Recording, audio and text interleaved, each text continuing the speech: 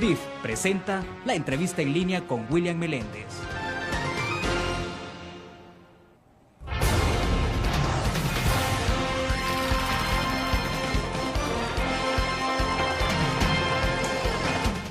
El viernes 4 de mayo de 2012 son ustedes bienvenidos a la entrevista en línea que transmitimos en tiempo real desde la sala de redacción de la Prensa Aráfica. Un saludo a nuestros compatriotas que nos ven en nuestro país y el mundo a través de laprensarafica.com, también a nuestros televidentes que están con nosotros en Canal 25 a las 9 de la noche. Saludos también a quienes nos escuchan por GD Radio del Grupo Nutriz Radio.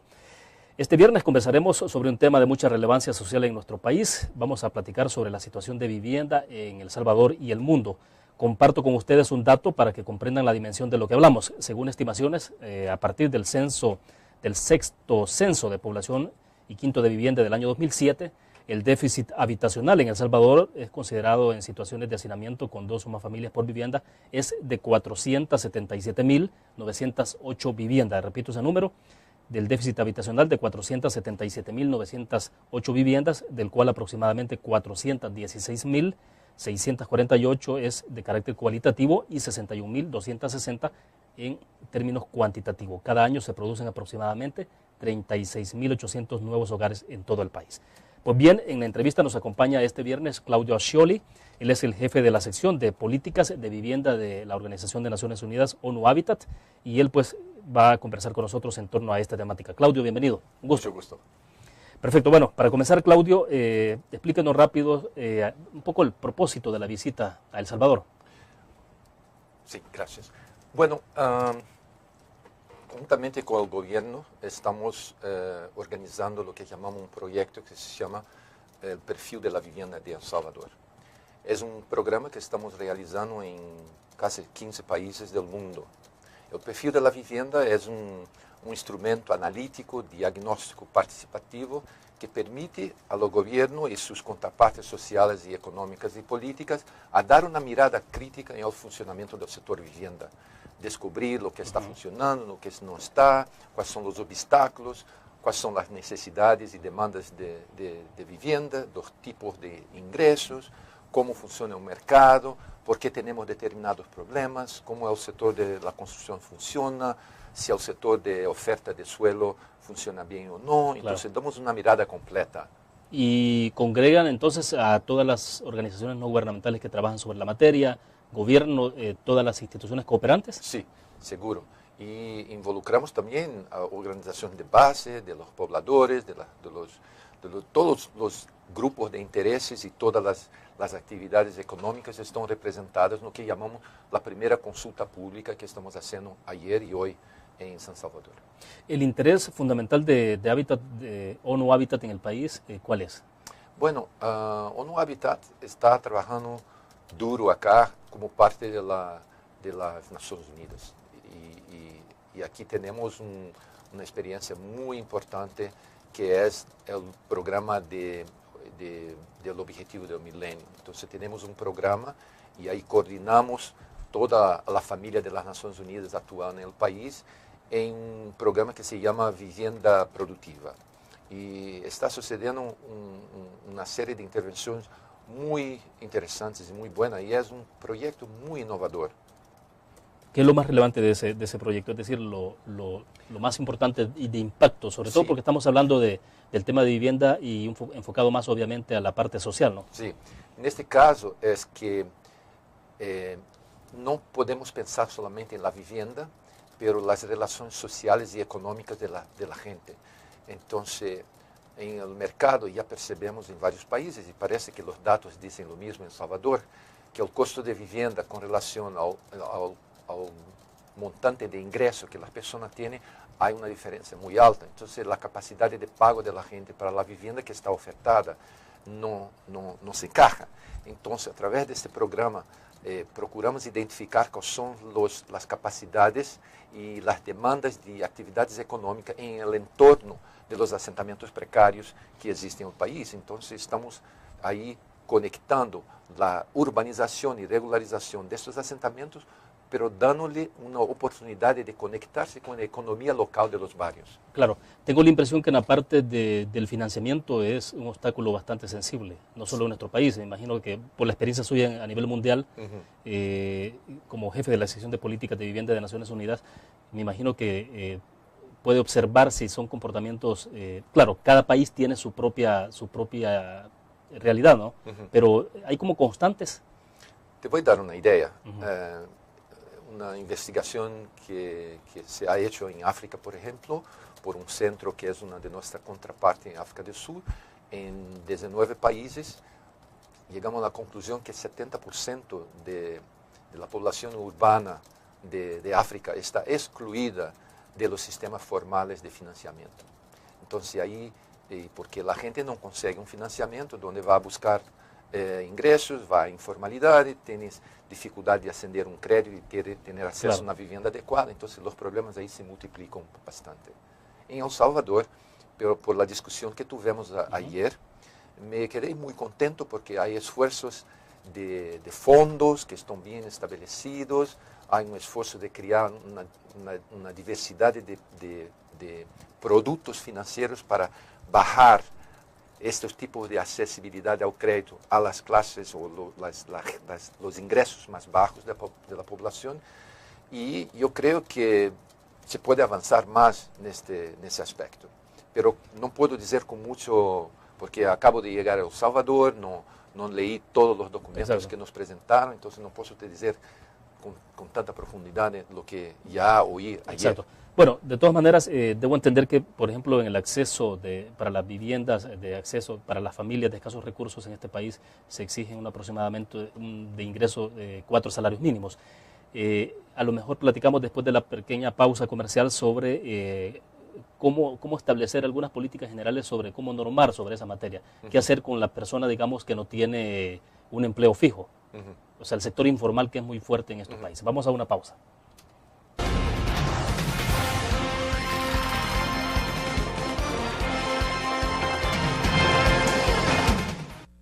¿Qué te parece si este año alcanzas tus metas? Construyes tu futuro. Enfrentas nuevos retos sin más preocupaciones. Cuenta con nosotros para lograr todas tus aspiraciones. Los créditos de la Agrícola te acompañan para que puedas crecer hasta donde te lo has propuesto. Solicítalos al 2210-9800 en bancoagricola.com o en agencias. Banco Agrícola.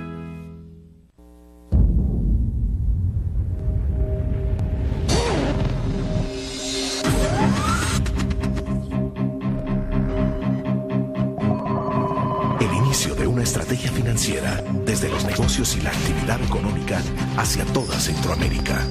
El Economista Regional, una revista especializada donde encuentras el panorama empresarial y los principales movimientos financieros. El Economista, el modelo regional de información económica.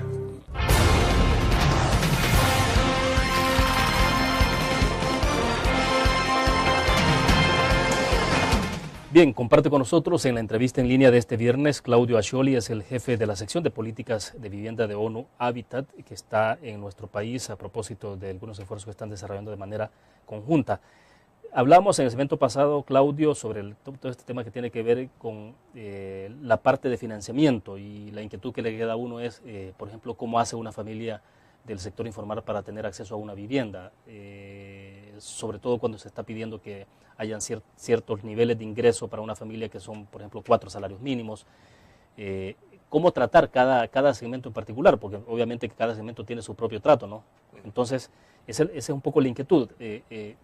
¿Cómo observa el caso de El Salvador?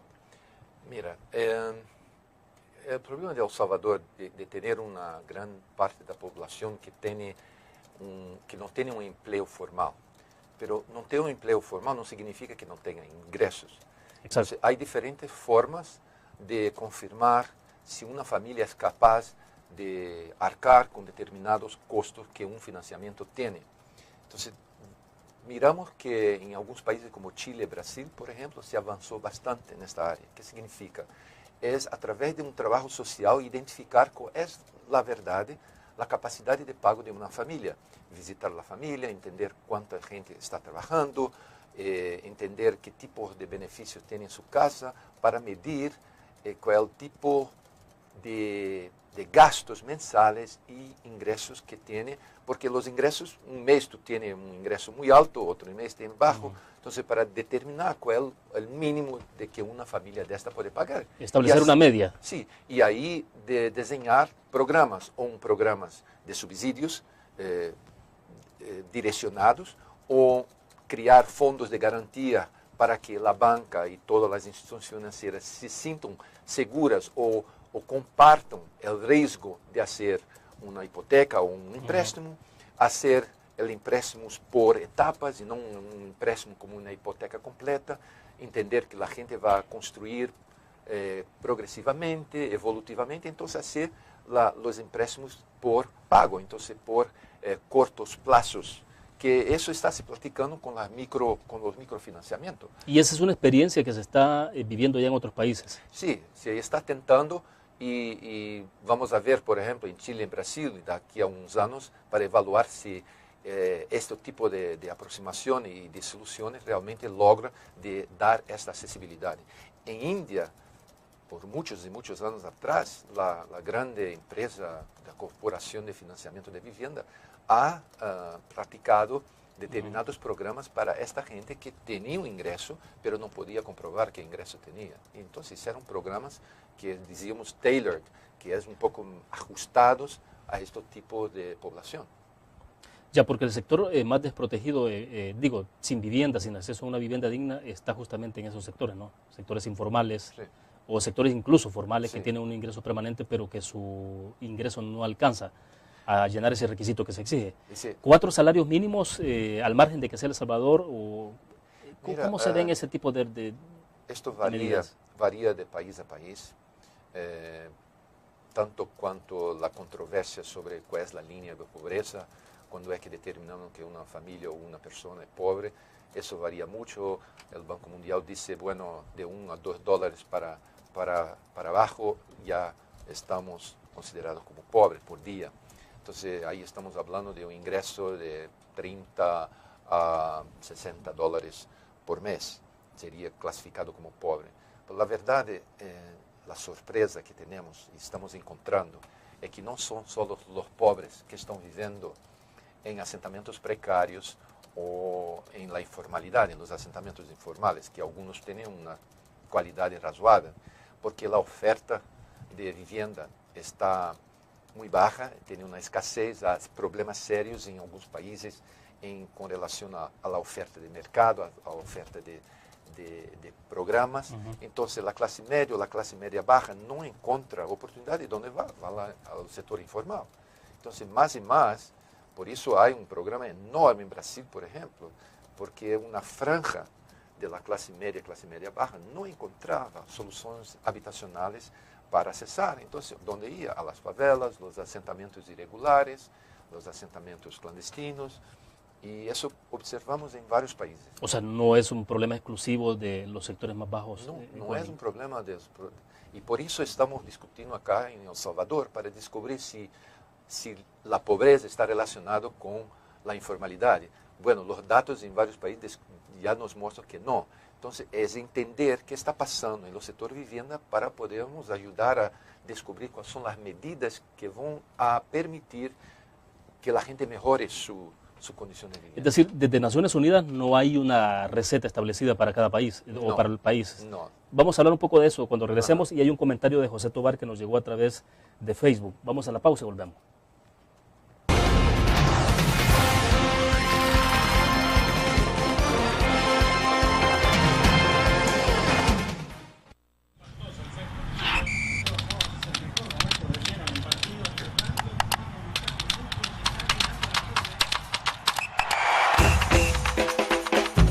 La emoción del deporte está en www.elgráfico.com. Ingresa al nuevo escenario deportivo y descubrí toda la pasión del deporte. Fotos, videos, fichas y resultados de las mejores ligas del mundo. Elgráfico.com. Conectados por deporte. Learn. La revista más innovadora y moderna de todos los tiempos. única en su estilo, creativa, un espacio exclusivo y reservado de entretenimiento y diversión, llevada al máximo. Blur. Time Out Movie. Lo mejor de la cartelera. Art. Shopping. La guía de la moda. Go.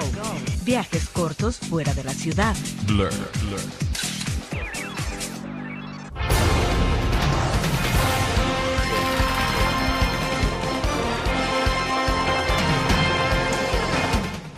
Bien, a través del Facebook nos ha escrito José Tobar, ayer que anunciamos el tema y que estaría Claudio con nosotros. Dice José Tobar que está indignado que el Fondo Social para la Vivienda tenga tasas más altas en créditos para vivienda que la misma banca, o sea, se refiere a la banca privada, que no permiten, dice, modificar el plazo, lo que significa pagar de interés 3 veces más del capital prestado que de hecho está garantizado con la hipoteca sobre el mismo inmueble.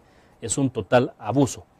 Esto tiene que ver, Claudio, una pregunta puntual y es una cuestión muy local sobre, no sé si usted está enterado de esta parte, pero bueno, aquí lo que está explicando José Tobar tiene que ver con la política crediticia del Fondo Social para la Vivienda.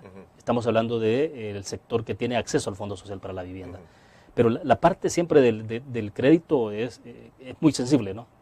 Mira, ayer tuvimos varios representantes del fondo que tuvieron la chance de compartir con nosotros la experiencia y las dificultades que ellos tienen, como todos nosotros que trabajamos en el sector de vivienda. Y me sorprendió que ellos permiten, por ejemplo, que una familia tenga, desde que tengan 3 miembros asociados a un crédito, o sea que calculan para el nivel del crédito 3 personas que pueden dar un crédito. Y me pareció... Sí, es decir, que el momento de otorgar un crédito se mide el ingreso de esas 3 personas. Se podría medir, sí, se miden 3, entonces tenemos 3 personas que nosotros nos comprometemos al pago de ese crédito. Es decir, aunque uno sea el representante, el que firma, pero los otros son como los subsidiarios, ¿no? Que participan del crédito. Y eso me pareció una innovación muy interesante.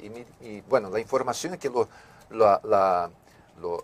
yo tengo aquí anotado que, por ejemplo, 6% al año y créditos con las viviendas que varían de 10.000 a 28.500 dólares, a veces con subsidio a través de un programa Casa para Todos de 10% y una combinación, bueno, 6% al año no es una tasa de interés muy alta cuando comparamos con otros países que estamos viviendo. Bueno, la verdad es que tenemos que mirar cuál es la capacidad de pago, cuál es el ingreso mínimo, cuál es el grupo de familias que está siendo elegido para participar de estos créditos. Pero me pareció que no era una cosa muy, diría así, mala, ¿no? Me pareció un avance interesante, pero no conozco si el compañero que está en Facebook dice que la tasa de interés es más alta que la banca privada o la banca comercial, entonces tenemos que mirar, yo no conozco. Sí, claro. Ahora, esta parte del financiamiento, entonces, hay como un parámetro, no sé si una fórmula o un parámetro a nivel mundial de cómo establecer cuál debe ser el criterio para hacer eso, o evidentemente cada país tiene que ir diseñando su propia. La verdad es que cada país tiene. Te voy a dar un ejemplo. Tenemos una referencia que es prácticamente una referencia internacional, es que el comprometimiento del ingreso familiar no debe exceder a 25%, 29%. ¿Por qué? Para que no se establezca una presión muy alta sobre la disponibilidad de ingreso de las familias que tienen que comprometer para comida, para escuela, para libros, para ropas y otras cosas, transporte público. Entonces, esto es una referencia. Cuando tenemos situaciones donde la gente está pagando más que este porcentaje, entonces es algo que tiene que se preocupar. Ah, ok. Pero ese es como, digamos, un máximo, sí. 25 o 30%. 25 a 29%. 29%. Sí. Es para dejar el margen de que entonces la gente tenga posibilidades de cubrir sus otras necesidades. Sí, transporte público, por ejemplo, escuela o comida y las necesidades básicas, ¿no? Si nos vamos a la parte en términos de las dificultades más sensibles, ¿cuáles pueden ser en el país? No sé si con el poco tiempo de estar acá ha podido detectarlas. Bueno, la parte de financiamiento me imagino que evidentemente es una, pero ¿cuál puede ser la otra? Decíamos en el corte comercial el tema de acceso al suelo urbano. Sí, esto ayer en la discusión me pareció que todos teníamos casi que un consenso, teníamos 100 personas representando las diversas entidades públicas, privadas y comunitarias en el país presente, y me pareció que la disponibilidad de suelo urbanizado o suelo para uso de vivienda es un problema muy serio y que por los precios están aumentando, hay una escasez y todo este aumento de precio de suelo va al precio final de la vivienda. Entonces, tú tienes que subsidiar o excluir una larga porcentaje de la población porque el precio final no va a estar a un precio accesible. Entonces, el acceso, tenemos que entender por qué hay la escasez de suelo urbanizado. Unas personas discutieron que la oferta de infraestructura no está acompañando. Entonces, estos tipos de dificultades acaban creando más escasez de vivienda accesible en el mercado y para la población. En el país, por ejemplo, ha habido una queja casi permanente por el hecho de que, en términos generales, las constructoras, estoy hablando de constructoras privadas, han estado trabajando mucho sobre la base de viviendas, de oferta de vivienda para sectores medios o altos en adelante de la sociedad, ¿no? Gente que tiene más poder adquisitivo, porque obviamente cualquier proyecto urbanístico es mucho más rentable, entonces se ve mucho con rentabilidad. Entonces, ¿cómo hacer para que de las políticas públicas de un gobierno puedan impactar también en la parte de los sectores privados y estimular a los sectores privados a generar infraestructura en vivienda que sea para los sectores de escasos recursos y que no estén pensando única y exclusivamente en construir una vivienda de $100,000 para arriba, que saben de que hay mucho más ganancia, pero que se puede hacer algo también con los sectores de escasos recursos? Mira, yo conocí dos experiencias de empresas privadas, constructoras, emprendedoras, que na verdade estão produzindo vivienda para a faixa popular. E isso é único. É realmente uma das experiências exitosas de El Salvador, é que o setor privado conseguiu lograr um tipo de produto através de um esforço de mobilizar o suelo, ter a capacidade de não solamente, e o que me surpreendeu é que o preço final da vivienda não solamente é acessível, porque está alcançando a uma faixa popular da população, pero todos os custos de infraestrutura estão incluídos.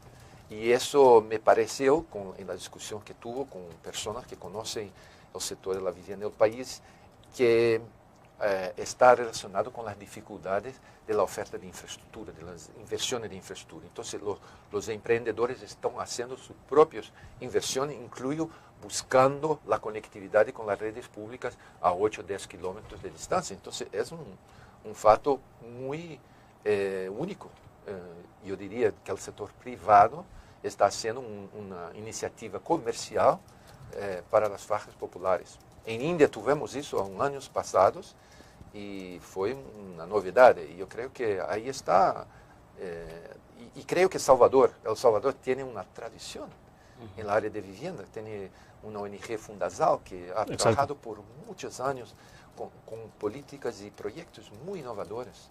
Então, El Salvador, um país pequeno, ha dado muito exemplo para o mundo de novidades em momentos onde outros países estavam buscando fórmulas de melhorar a qualidade e o tipo de produto mais acessível a los pobres.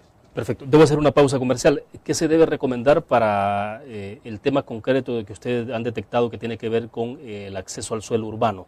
Es decir, ¿qué hacer? ¿Qué alternativas deberían de tomarse? Evidentemente hay que expandirse horizontalmente o hay que comenzar a pensar en construcción vertical. ¿Qué hacer? O sea, vamos a una pausa.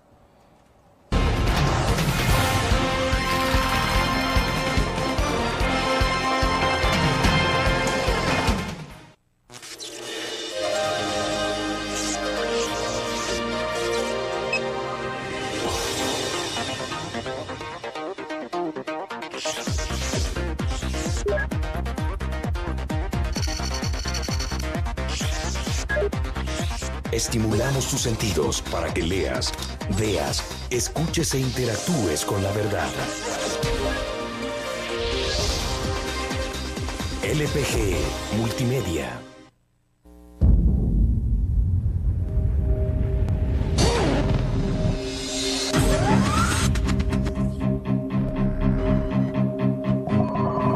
El inicio de una estrategia financiera, desde los negocios y la actividad económica hacia toda Centroamérica. El Economista Regional, una revista especializada donde encuentras el panorama empresarial y los principales movimientos financieros. El Economista, el modelo regional de información económica.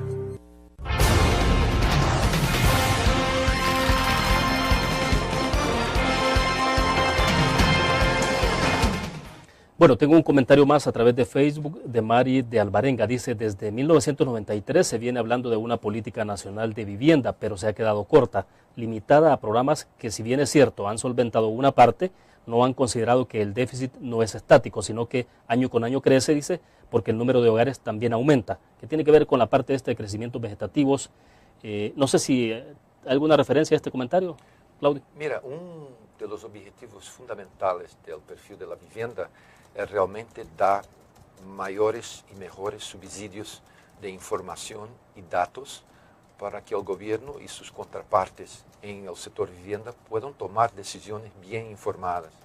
La cuestión del déficit, la necesidad de vivienda, la demanda, y hablamos siempre de cualitativo y cuantitativo, necesitamos determinar qué es la demanda verdadera, demanda en el sentido económico, la demanda social, la demanda efectiva, o sea, la demanda que tiene capacidad de pago, para tenermos idea de qué tipos de programas vamos a priorizar a la gente que tiene capacidad de pago bajo. Entonces ahí empezamos a hablar de opciones estratégicas y decisiones políticas de política de vivienda. Y creo el viceministro ayer habló muy claramente que están esperando mucho por este perfil para que les informe bien y puedan finalmente tener una política que es actualizada con la información que tenemos hoy. O sea, la idea de esta discusión que se inició desde el día de ayer y sigue este día, tiene que ver entonces con no establecer un diagnóstico, porque eso ya los tienen, sí, sino cuál es el camino a seguir. Bueno, el diagnóstico, sí se hay algunos diagnósticos, pero como nuestro colega de Facebook ha notado que hay que se actualizar, tener datos fidedignos, hay censos, pero hay estudios de mercado, hay un estudio reciente de los asentamientos precarios que ha hecho Fundasal en 32 ciudades del país. Entonces hay una serie de datos nuevos, no queremos reinventar datos ningún, pero queremos dar una radiografía más fidedigna posible de todos los componentes del sector vivienda para que se pueda a partir de ahí tener como se dice, baseline information, que sería una tabla rasa de la información para tomarnos las decisiones mejores en el sector. Bien, con lo que cerramos el segmento pasado, la inquietud en términos de la orientación, ¿qué hacer? Si en el país, en San Salvador, por ejemplo, tenemos ya la demanda de suelo, superó la capacidad de oferta, digamos, de suelo, ¿cuáles son las alternativas que quedan? ¿Es construir hacia arriba? ¿Qué hacer en un país que es muy sísmico?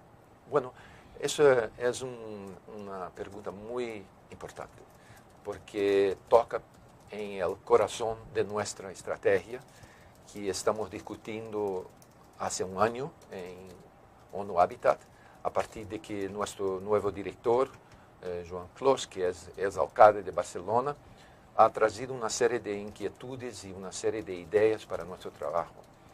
Y una de ellas es la planificación urbana. Entonces, ¿qué tipo de planificación urbana necesitamos tener?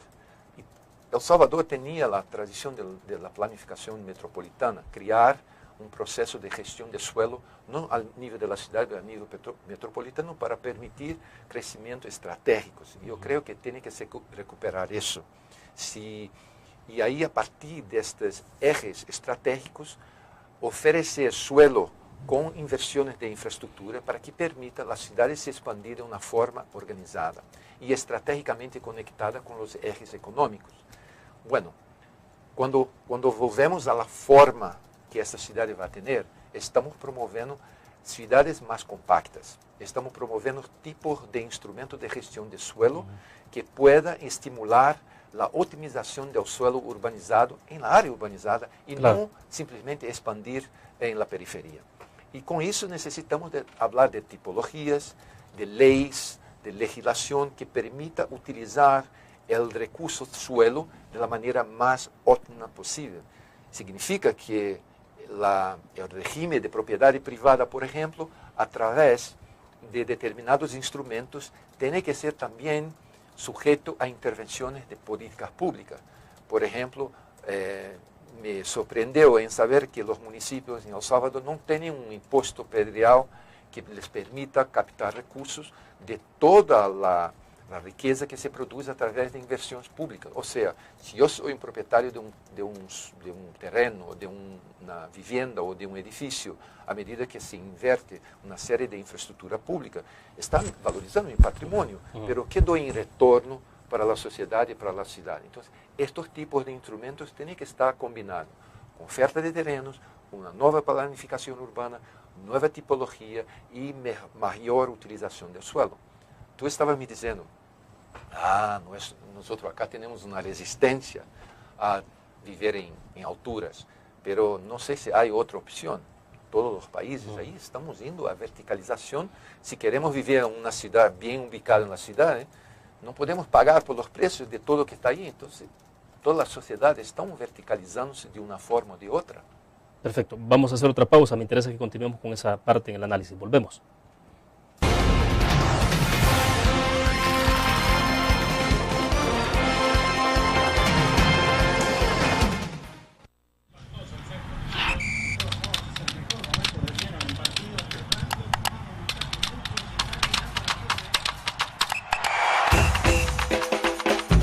La emoción del deporte está en www.elgráfico.com. Ingresa al nuevo escenario deportivo y descubrí toda la pasión del deporte. Fotos, videos, fichas y resultados de las mejores ligas del mundo. Elgráfico.com. Conectados por deporte. Blur. La revista más innovadora y moderna de todos los tiempos. Única en su estilo, creativa. Un espacio exclusivo y reservado de entretenimiento y diversión, llevada al máximo. Blur. Time Out, Movie, lo mejor de la cartelera. Art. Shopping, la guía de la moda. Go, viajes cortos fuera de la ciudad. Blur.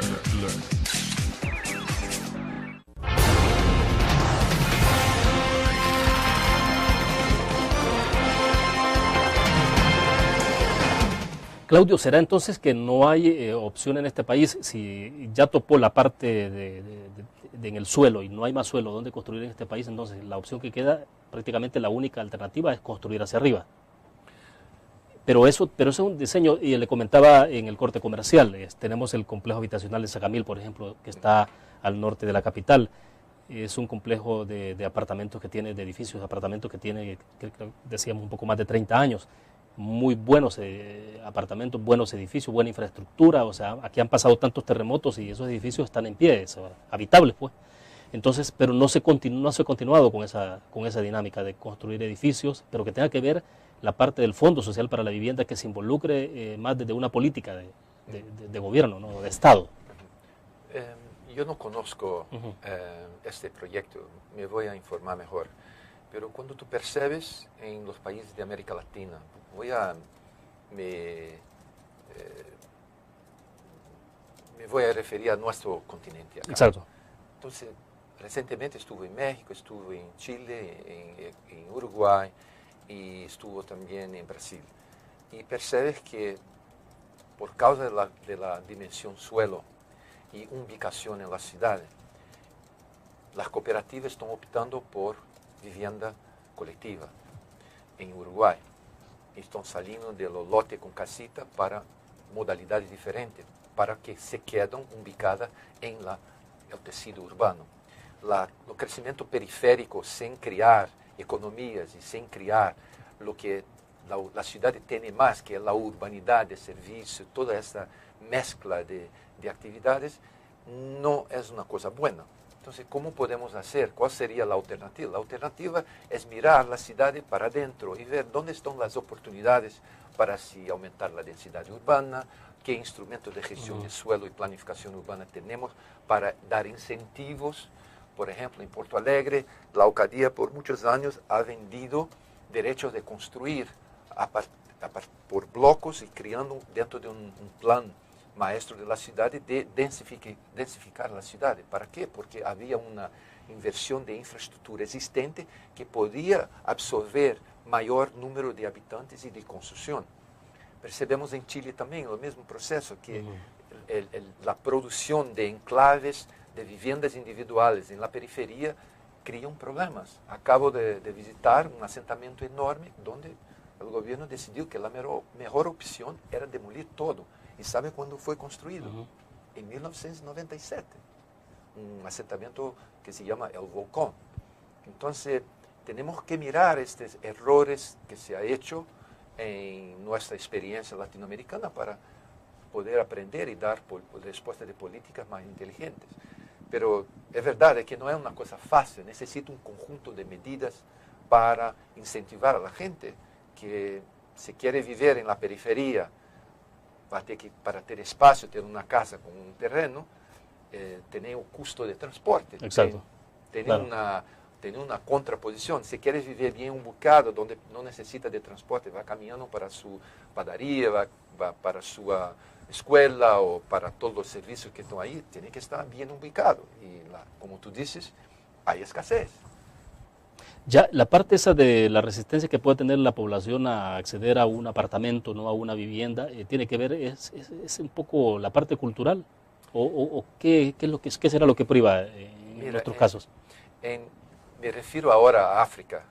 En África, el cambio cultural que la urbanización acelerada está imponiendo en la población africana es impresionante, porque la gente quiere tener un lote de 500 a 700 metros cuadrados en la ciudad. Esto es imposible porque la gente no puede pagar, no es eficiente, es muy caro, los gobiernos locales no tienen los recursos para dar infraestructura, imagina, lotes de ese tamaño. Entonces, cuando vas a Asia, la gente ya está acostumbrada, son lotes pequeños, son viviendas verticales y hay una transformación de las ciudades, están tornándose más compactas. Algunos con problemas porque no se ha hecho de una forma planeada. Ya, pero para que se pueda impactar sobre esto también, entonces, desde las políticas públicas hay que impactar sobre el sector privado. ¿Cómo estimular para que el sector privado se involucre en este tipo? Sí. Porque hoy por hoy, bueno, tenemos algunas experiencias de construcción de apartamentos en El Salvador, de edificios de apartamentos, pero son excesivamente caros, pues, o sea, no es para sectores de escasos recursos, o sea, no es una réplica de los edificios de Sacamil, de lo que estamos hablando.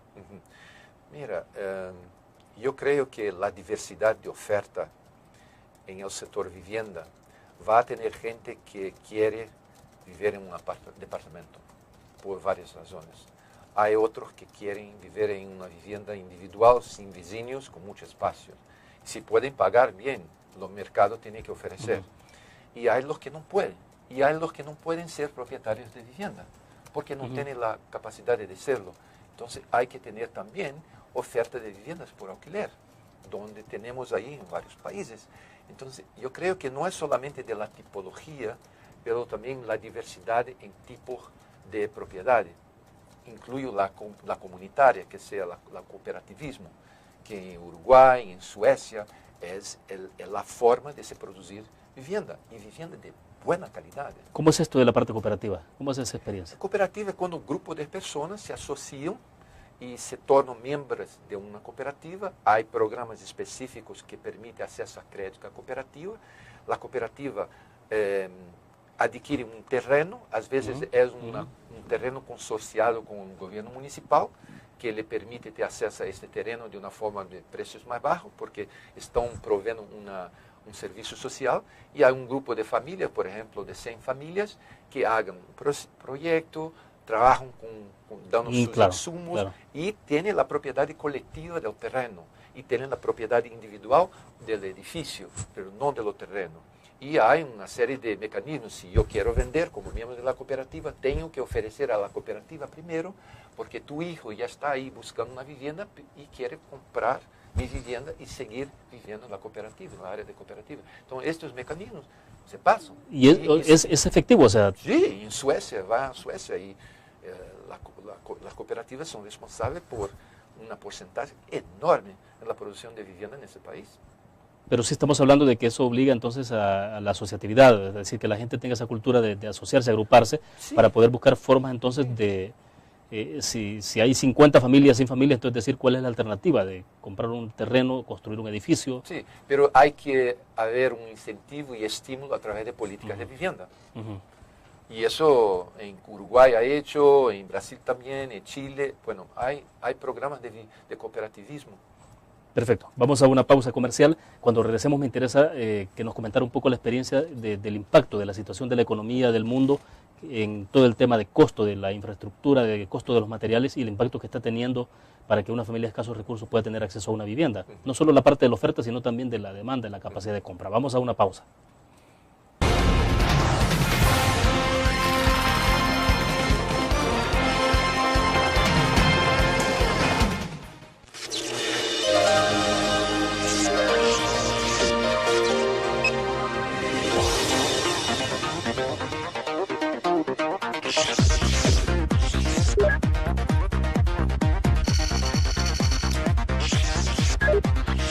Estimulamos tus sentidos para que leas, veas, escuches e interactúes con la verdad. LPG Multimedia. Tu periódico es dinero, porque ahora puedes pagar con la prensa gráfica. Busca y recorta en tu periódico el dinero, que podrás canjear en los establecimientos de nuestros aliados. Encontrarás uno cada día. Compra con la prensa gráfica y encuentra una buena noticia para tu bolsillo. Con la prensa gráfica lo compras, compras. Con la prensa gráfica lo pagas, pagas. La prensa gráfica. Noticias de verdad.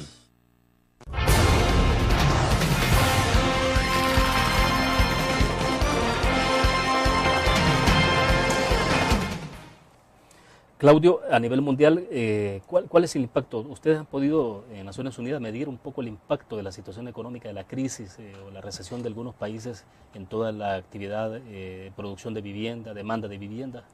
Bueno, antes de todo, yo creo que la crisis financiera y económica que estamos todavía viviendo se ha iniciado en el mercado de vivienda y particularmente en el sector del financiamiento de la vivienda.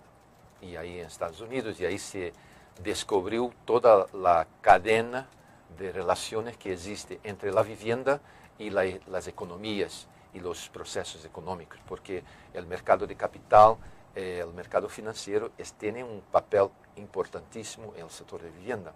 En algunos países, muy importante, por ejemplo, en Holanda, casi 90% de la población tiene un tipo de hipoteca o préstamo y está conectado con un tipo de relación económica con todos los agentes financieros. Entonces, el sector vivienda tiene un papel muy importante en la economía.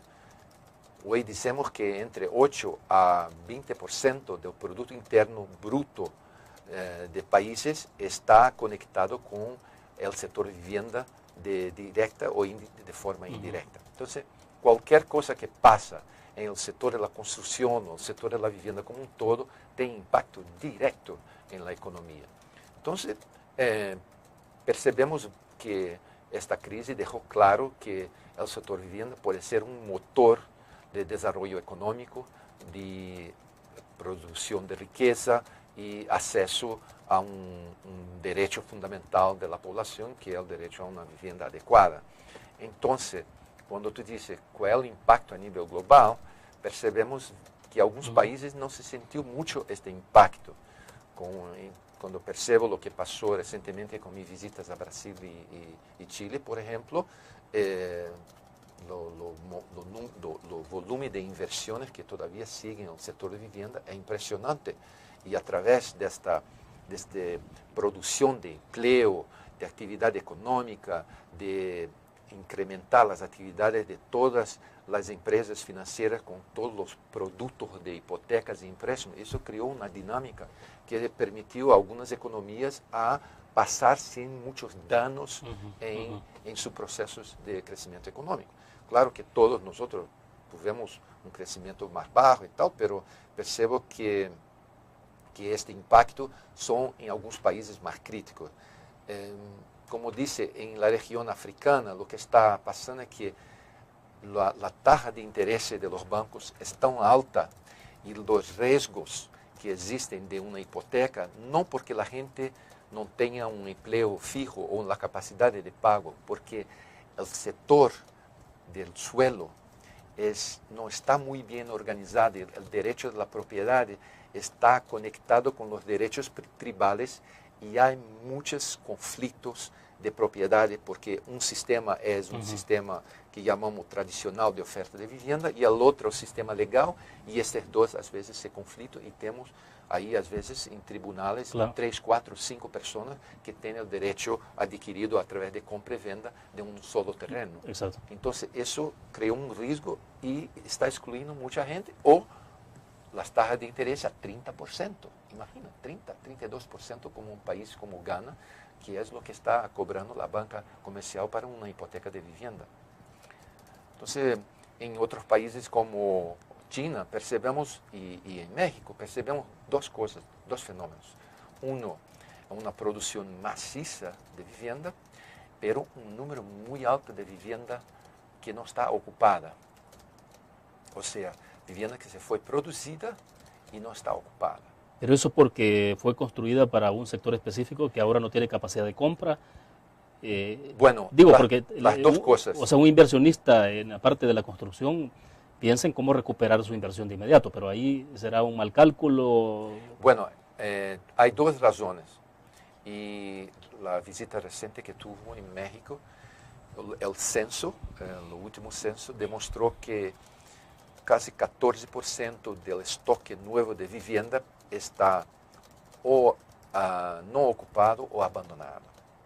Y ellos quieren saber cuál es la razón.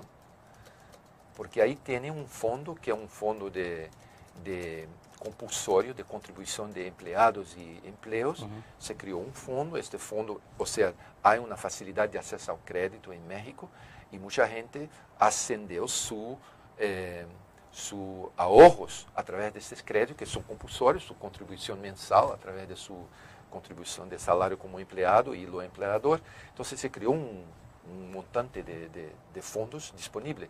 Y una de las posibilidades es que la gente simplemente usó este fondo para adquirir una vivienda sin necesariamente tener la necesidad de ocupar esa vivienda. Y la localización de esta vivienda no es un incentivo para la gente irse, porque es muy periférica. Ah, claro. Bueno, vamos a la última pausa comercial. Regresamos al cierre.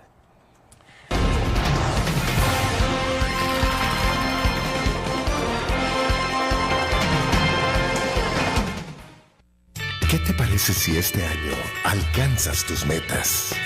Construyes tu futuro. Enfrentas nuevos retos sin más preocupaciones. Cuenta con nosotros para lograr todas tus aspiraciones. Los créditos de la Agrícola te acompañan para que puedas crecer hasta donde te lo has propuesto. Solicítalos al 2210-9800 en bancoagricola.com o en agencias. Banco Agrícola.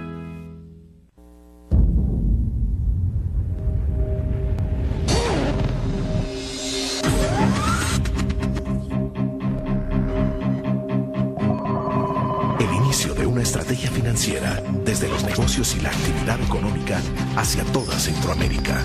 El Economista Regional, una revista especializada donde encuentras el panorama empresarial y los principales movimientos financieros. El Economista, el modelo regional de información económica.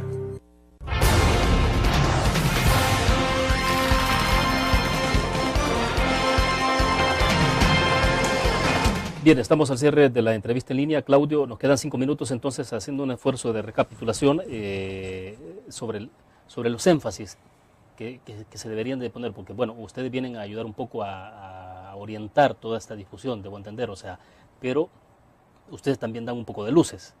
Entonces, recomendaciones un poco más específicas hacia El Salvador, ¿se pueden esperar ya con el conocimiento que usted tiene? ¿O ustedes esperarían más adelante como para tener ya un documento elaborado que diga, miren, este es el camino a seguir en El Salvador? Sí, yo creo que sería prematuro de mi parte dar una opinión muy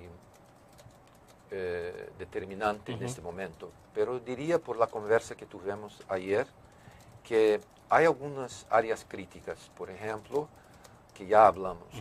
Cómo disponibilizar suelo urbanizado de una manera planeada y de una manera más compacta, o sea, integrada al tejido urbano y las ciudades.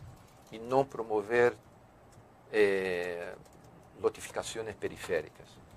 Como también qué tipos de políticas vamos a conseguir diseñar en el futuro para disminuir la producción de la informalidad, los asentamientos precarios y las lotificaciones informales.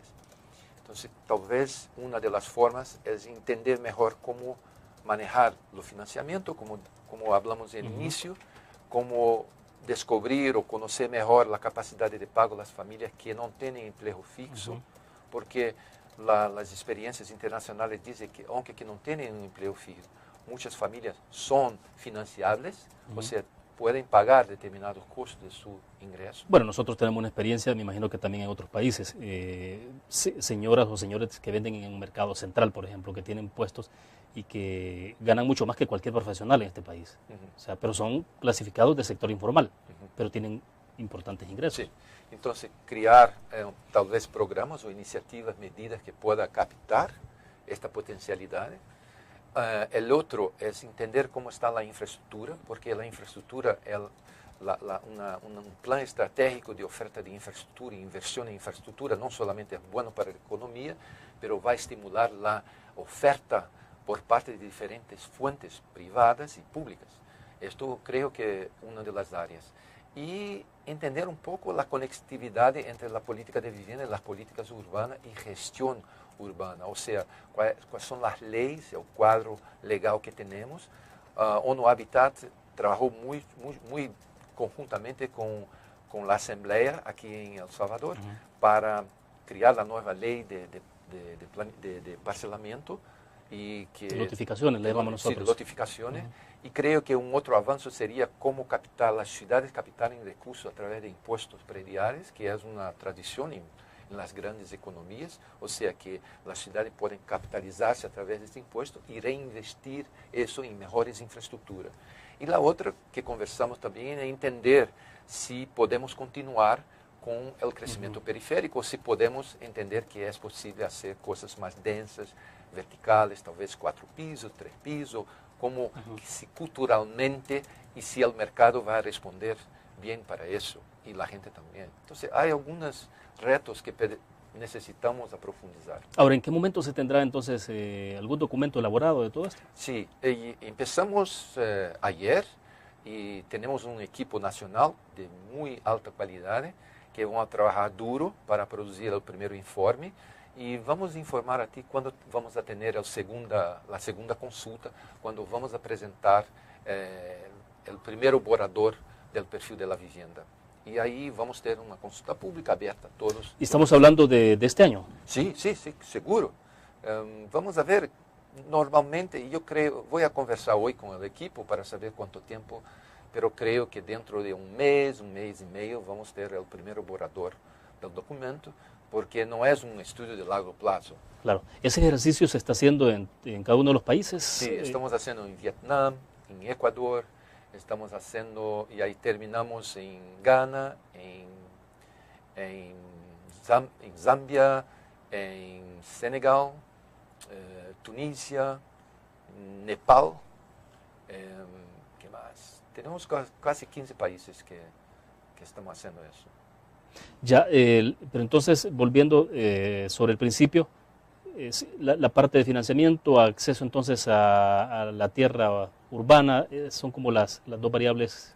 Sí, yo creo que por la discusión de ayer, creo que estas dos variables van a ser muy importantes para conocernos mejor y podemos sugerir medidas que puedan sobrepasar los obstáculos que seguramente debe haber. Bueno, perfecto, se nos agotó el tiempo. Gracias, Claudio, muy amable. Mucho gusto. Bueno, perfecto, terminamos entonces la entrevista en línea de esta manera. Nos vamos a ver el próximo lunes a las 8 de la mañana en la transmisión en vivo y a las 9 de la noche en Canal 25. Vamos a tener al presidente de ANDA conversando sobre la situación del recurso hídrico en nuestro país. Nos vemos entonces, que descansen el fin de semana.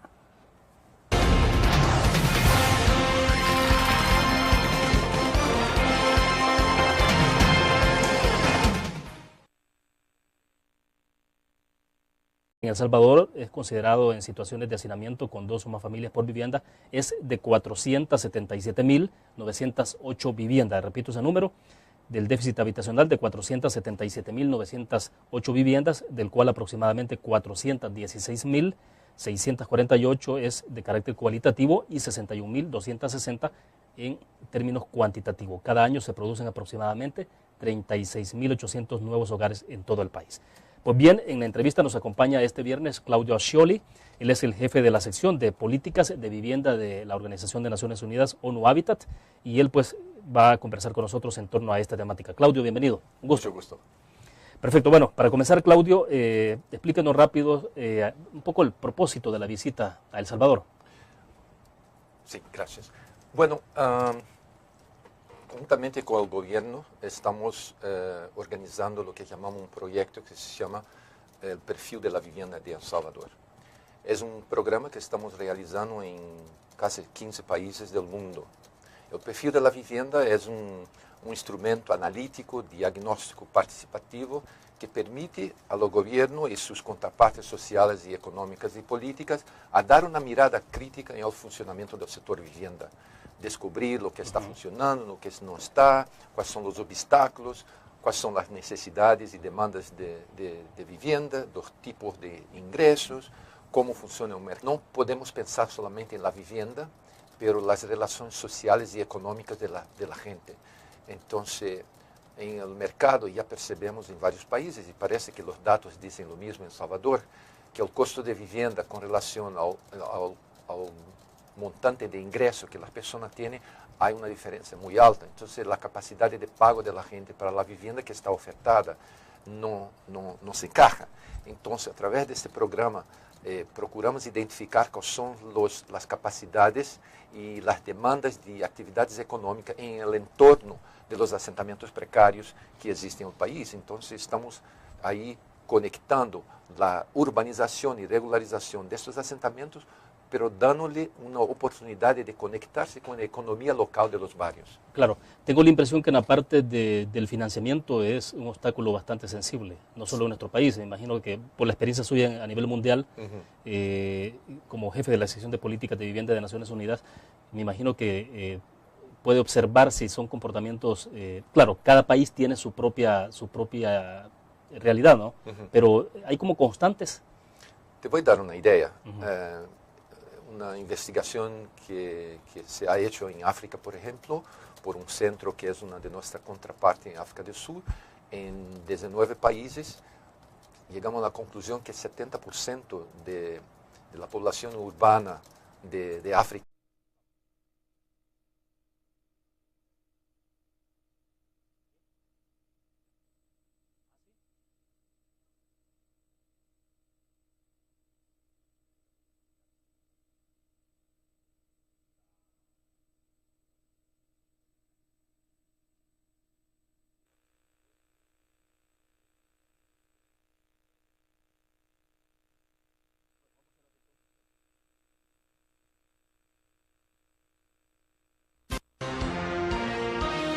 CRIF presenta la entrevista en línea con William Meléndez.